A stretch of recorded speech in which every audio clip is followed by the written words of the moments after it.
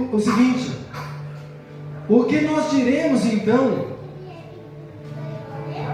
Permaneceremos nós no pecado? Por acaso, vamos permanecer no pecado? Para que a graça, ela aumente, ela apareça na nossa vida? Nesse versículo, pode se assentar, vamos ler sentado, porque deixa sua Bíblia aberta, nós vamos continuar.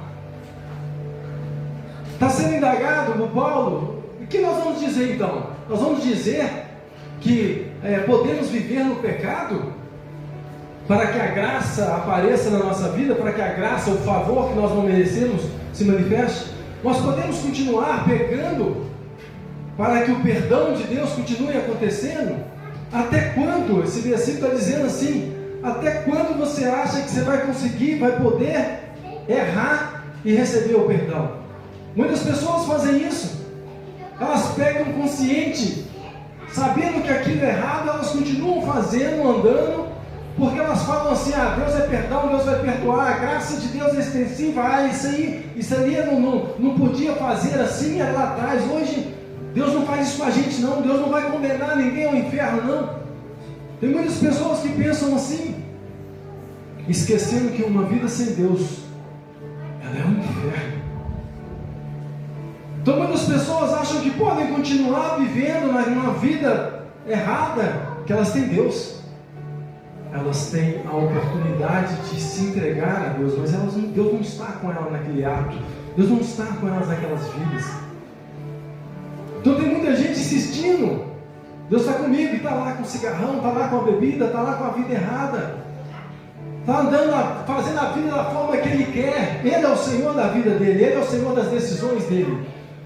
Se as minhas decisões não são pautadas pelo Espírito, pela palavra, se eu não oro, não busco direção de Deus para que eu possa fazer ou não, Ele não é Senhor da minha vida.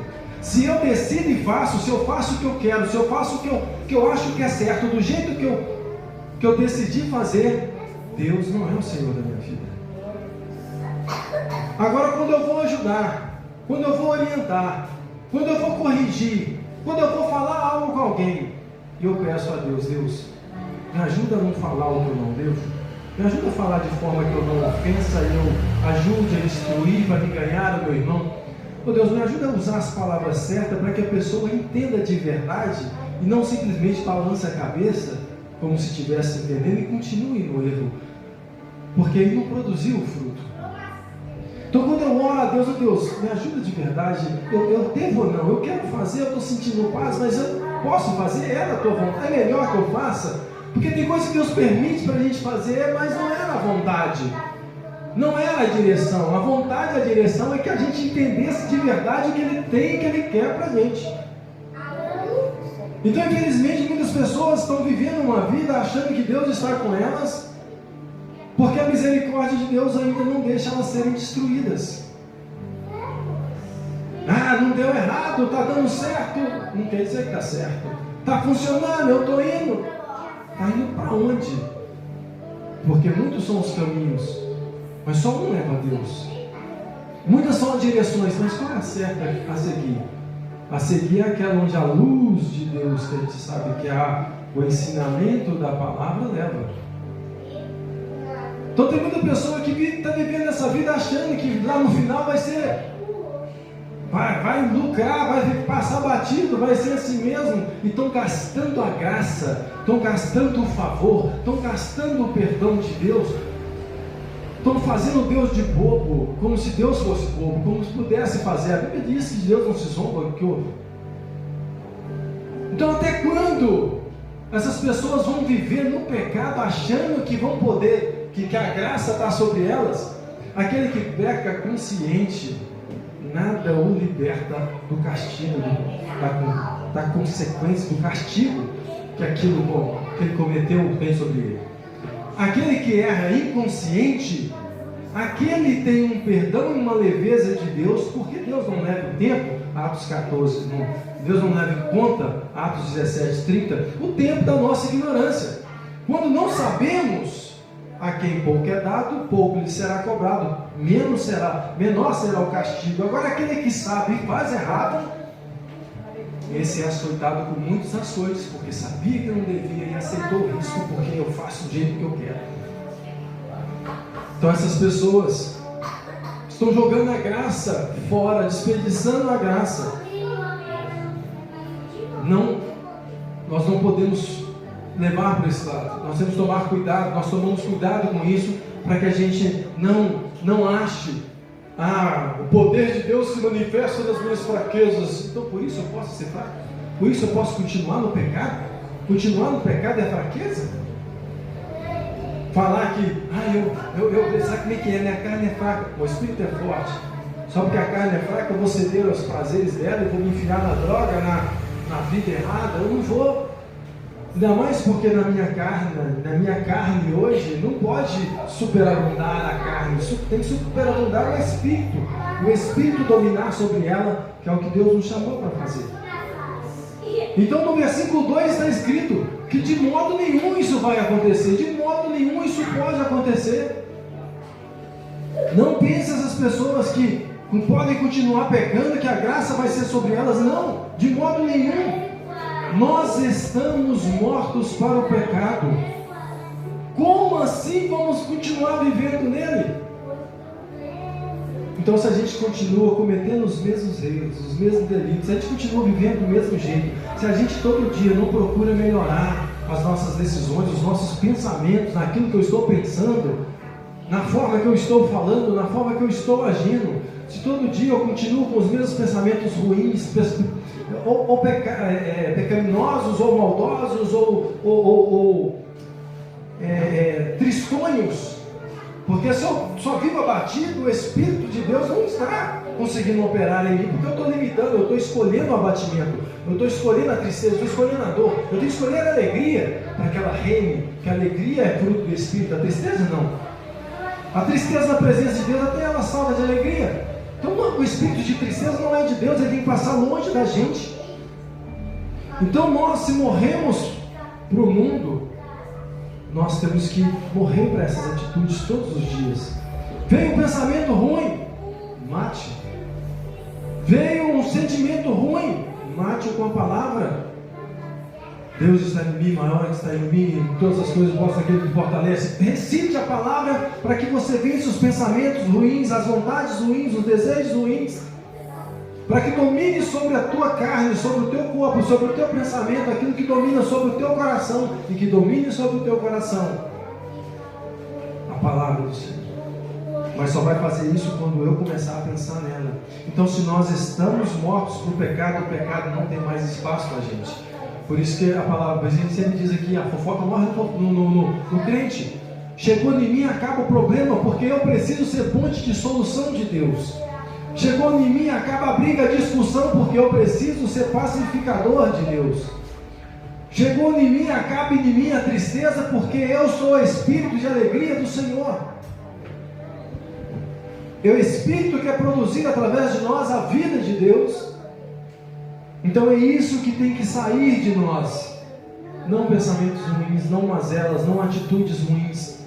Se ainda continuamos tendo atitudes ruins, nós ainda não morremos e precisamos morrer para o mundo, morrer para as nossas vontades, morrer para o velho homem. Versículo 3: ou não sabem vocês que todos quantos nós que fomos batizados em Cristo, fomos batizados na sua morte? Nós sabemos, fomos batizados na morte.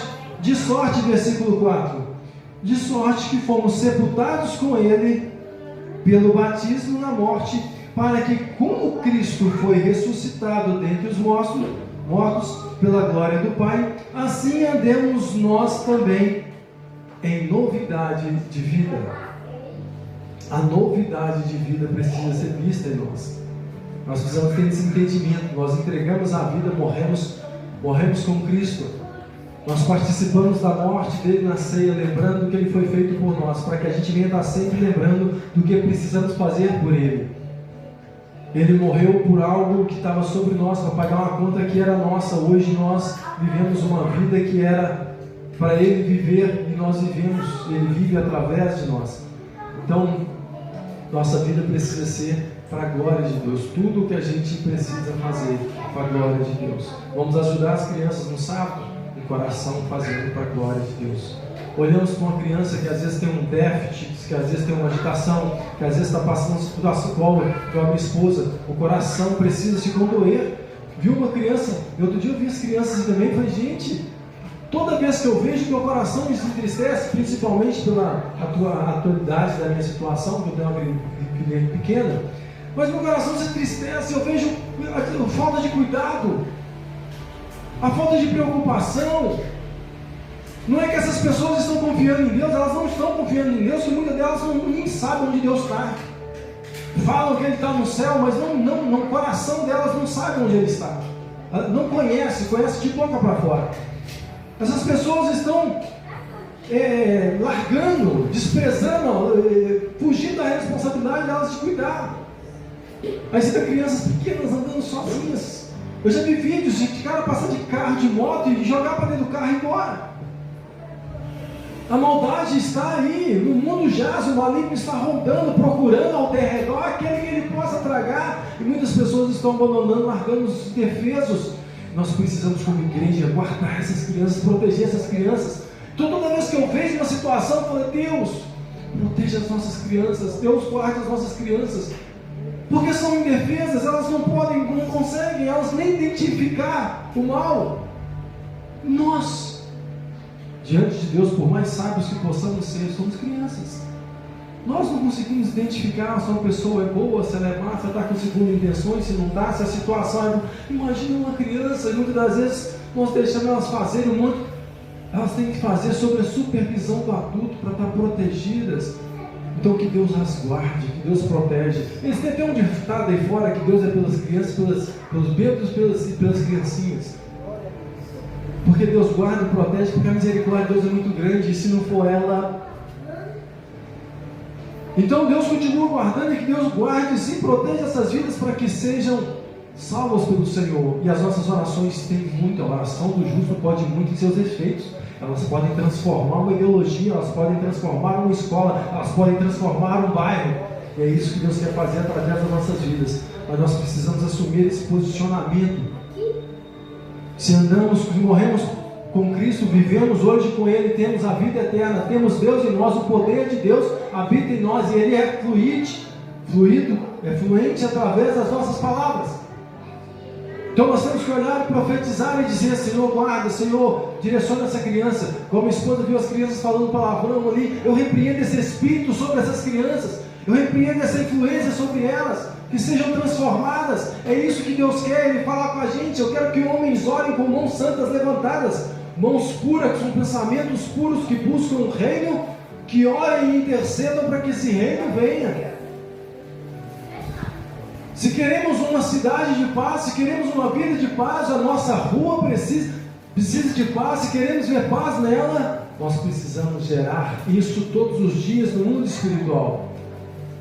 Não sabemos que dia isso vai nascer, mas sabemos que os sinais do parto é a dor. Então quando vem um vizinho perturbador, é as dores de parto avisando que alguém vai nascer, e precisamos que esse nasça num berço preparado. Então oramos para que esse espírito maligno saia, essa pessoa seja convertida, esse bairro volte a ter paz, para que nasça espírito de vida.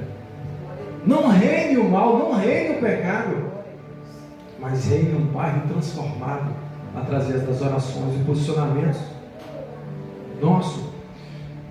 Então quando nos preocupamos com isso, quando agimos dessa forma, quando olhamos essas coisas, quando elas nos tocam, nos condói e nos levam lá a interceder, a fazer alguma coisa, nem que seja espiritual, quando não aceitamos comportamentos errados, não nos conformamos com coisas que fazíamos e buscamos cada dia melhorar, acertar, mesmo que ainda não estamos, ninguém é perfeito, nós estamos tentando melhorar cada coisa, cada atitude, o respeito, a submissão, o carinho, a preocupação, a força, o ânimo.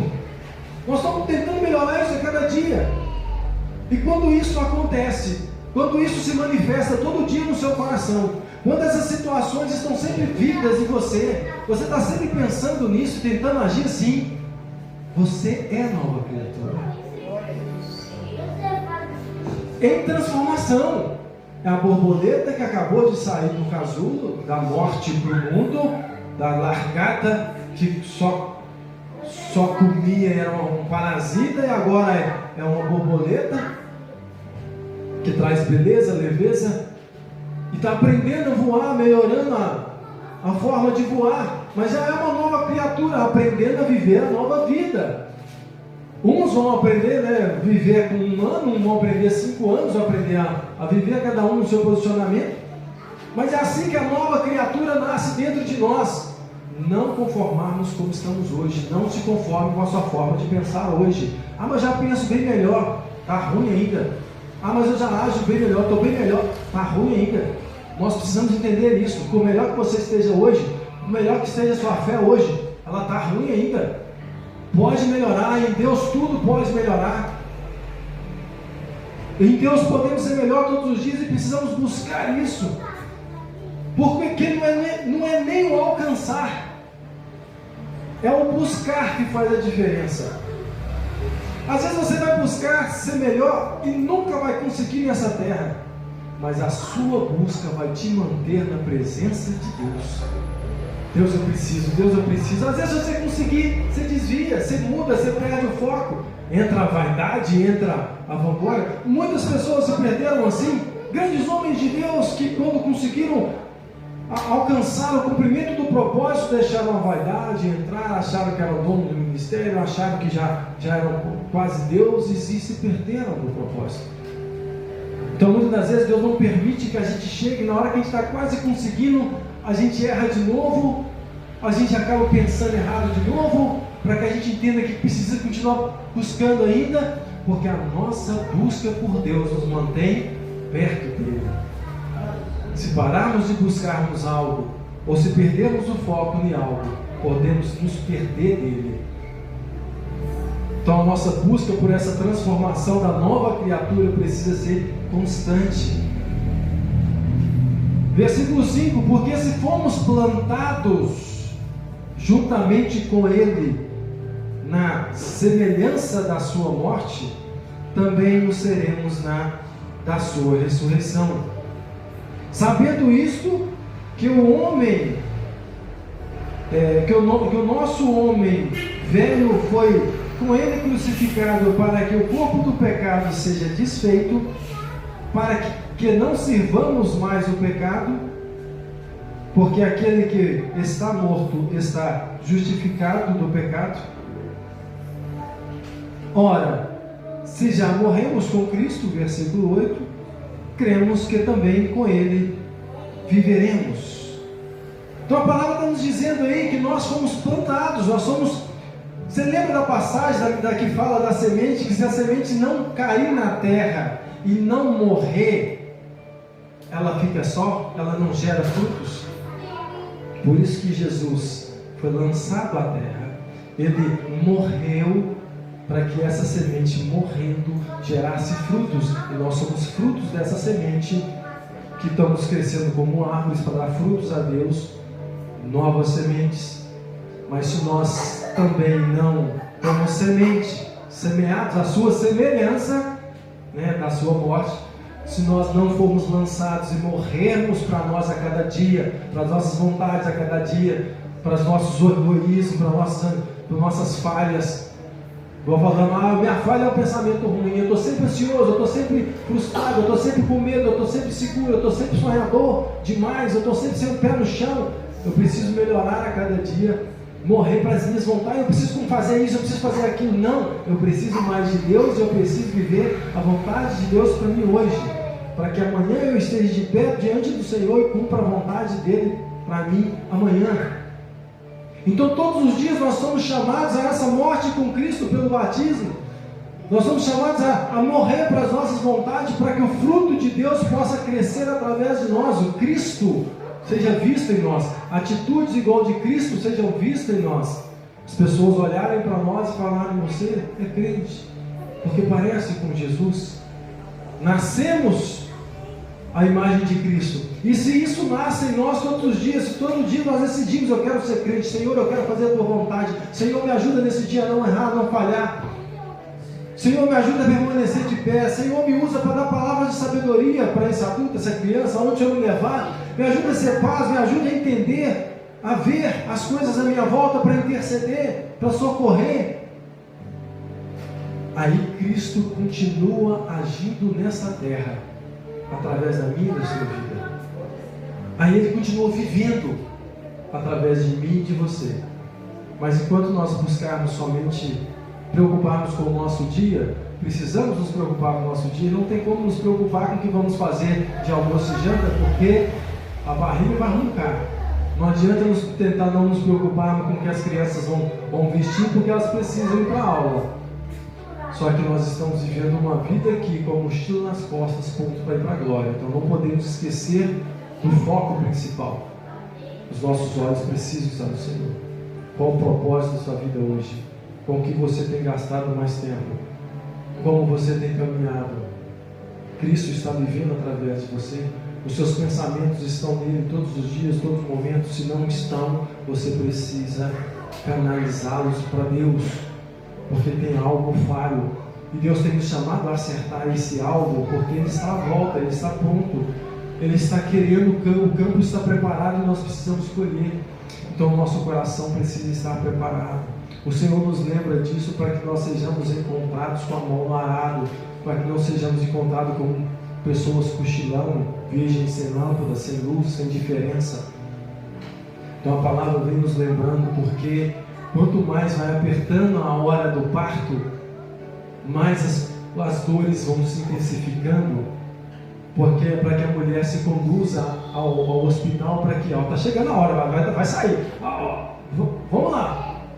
Então, quanto mais próximo está a volta, mais as palavras vão se intensificando. Fuja do pecado. Quanto mais algo está perto de acontecer, mais Deus avisa a sua igreja. Deus não faz nada sem avisar a sua igreja. Então, por isso, às vezes é uma palavra, não, mas está vindo sempre no mesmo batido, no mesmo constante. É porque é a mesma direção para a igreja, para que todos percebam e estejam preparados, para que ninguém seja pego de surpresa, para que todos entendam, para que na hora que acontecer, todos estejam alinhados no mesmo propósito e concordância.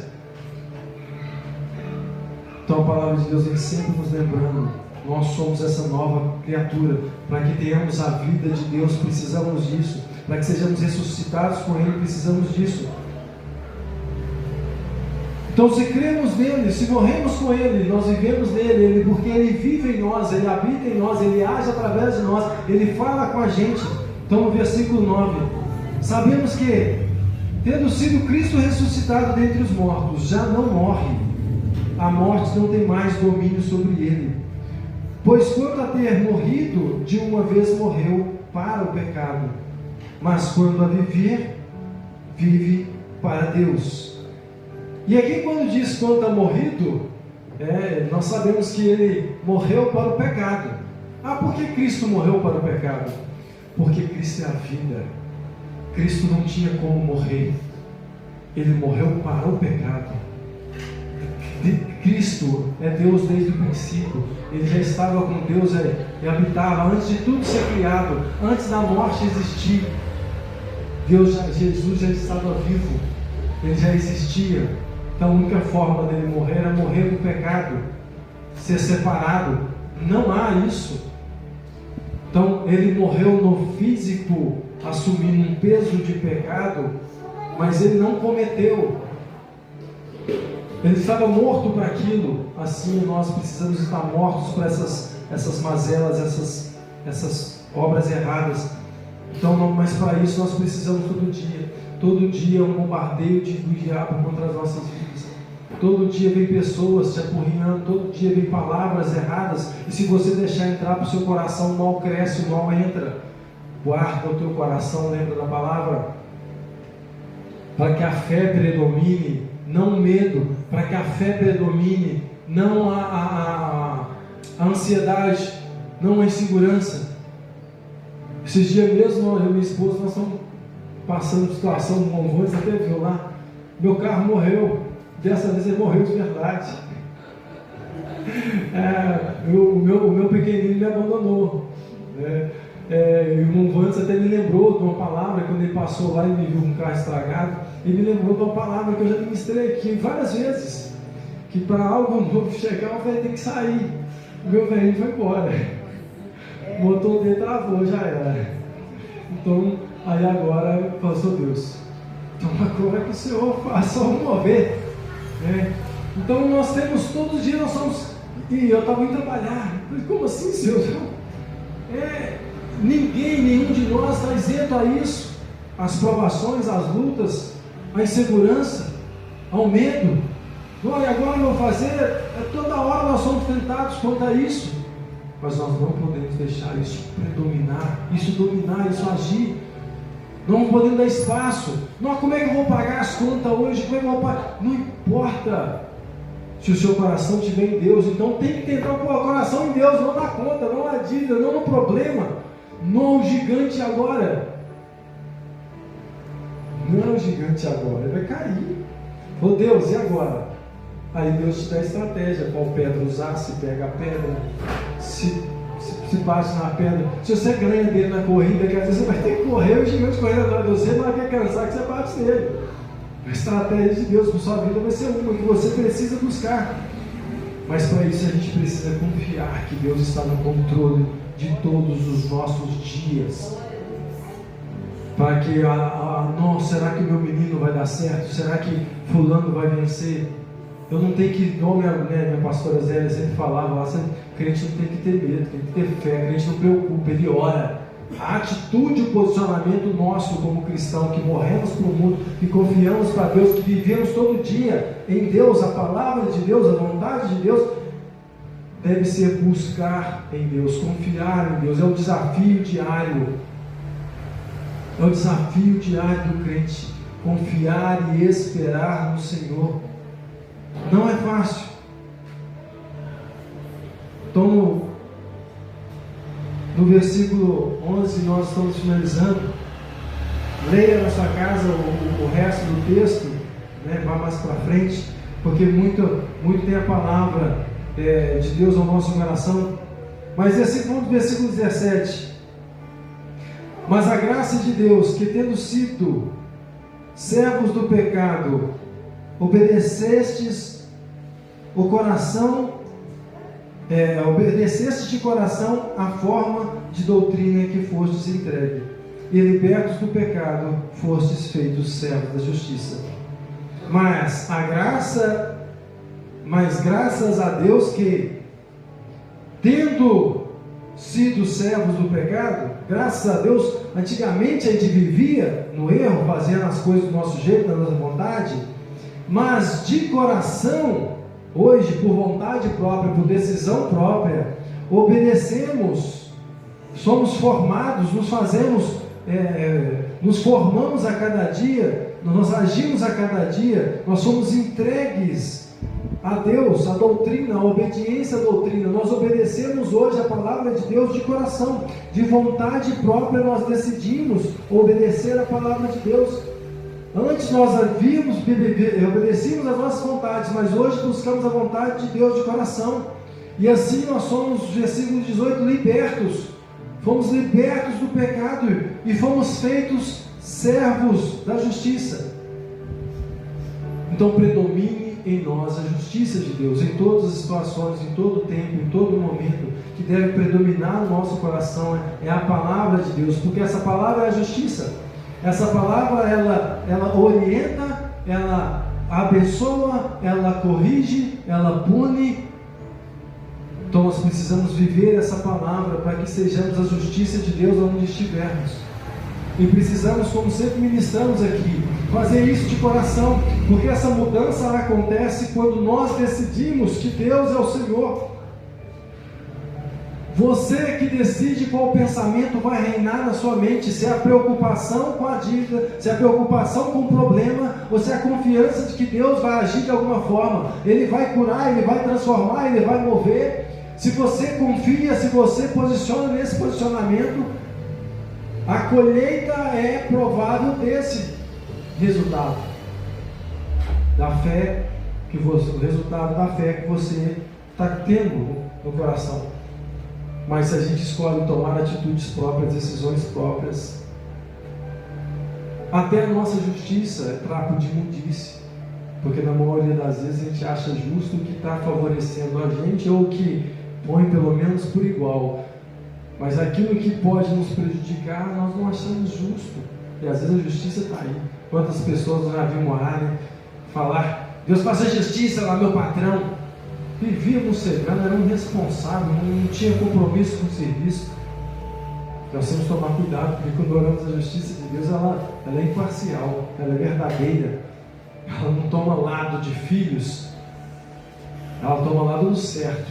E é por isso que nós precisamos estar sempre do lado do certo, para que sobre nós prevaleça a justiça de Deus, para que sobre nós prevaleça a palavra de Deus, o temor de Deus, porque, como foi dito, os dias estão maus, valores distorcidos, Cristo está à porta, os sinais estão avisando, o crescimento da tecnologia, mostrando grandes mudanças, grandes avanços, que podem ser armas espetaculares nas mãos do maligno.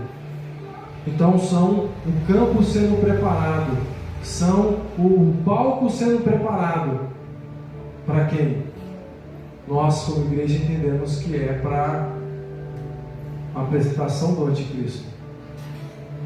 Mas para ele se apresentar, a igreja vai ser tirada para que ele reine. Então está chegando o dia do arrebatamento. Então o nosso coração precisa estar alerta, perceptivo, preparado. E todo dia a palavra de Deus vai nos preparar. Se encham de Deus, se encham do Espírito. Cuidado com os pensamentos, cuidado com os sentimentos. Guarde o coração e a mente no Senhor, para que Ele reine verdadeiramente sobre a sua vida. Faça o que você tem que fazer aqui na terra, para a glória de Deus. Amém? Essa é a palavra do Senhor no nosso coração nessa noite. Bendito seja o Senhor. Oremos ao Senhor.